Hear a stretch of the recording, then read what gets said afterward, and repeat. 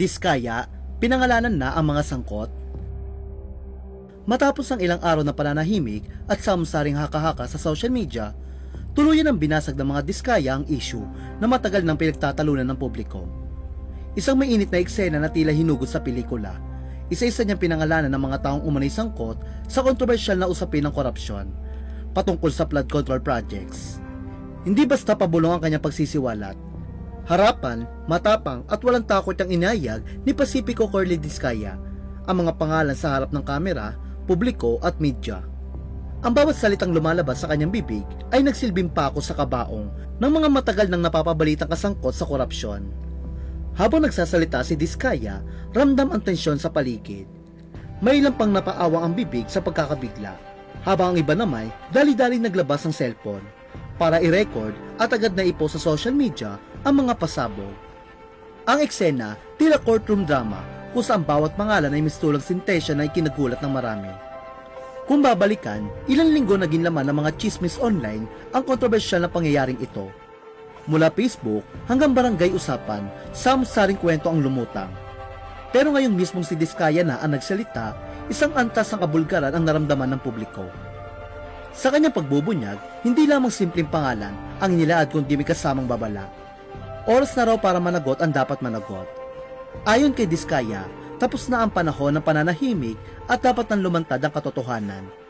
Narito ang mga pangalan na idinawit ni Diskaya na umano'y tumatanggap ng kickback. Terence Calatrava, dating Undersecretary ng Office of the Presidential Assistance for the Visayas. Congressman Roman Romulo ng Pasig. Congressman Jojo Ang ng Uswag Ilonggo Party List. Congressman Patrick Michael Vargas ng Quezon City. Congressman Juan Carlos Arjo Atayde ng Quezon City. Congressman Nicanor Nicky Briones ng Aga Party List. Congressman Marcelino Marci Teodoro ng Marikina. Congresswoman Florida Rida Robes ng San Jose del Monte, Bulacan.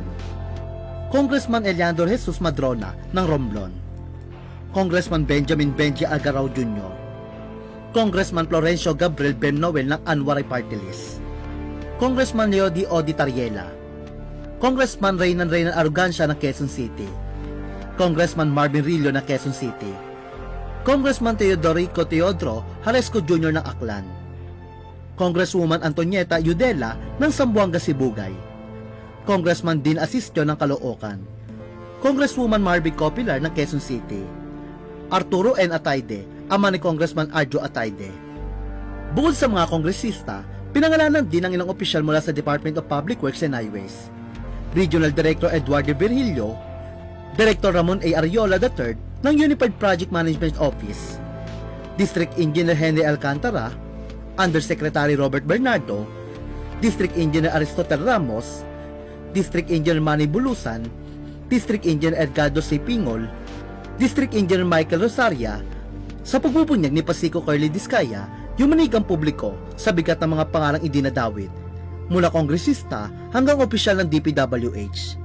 Sigaw ng publiko, hustisya at dapat may managot sa mga sangkot sa korupsyon na ito.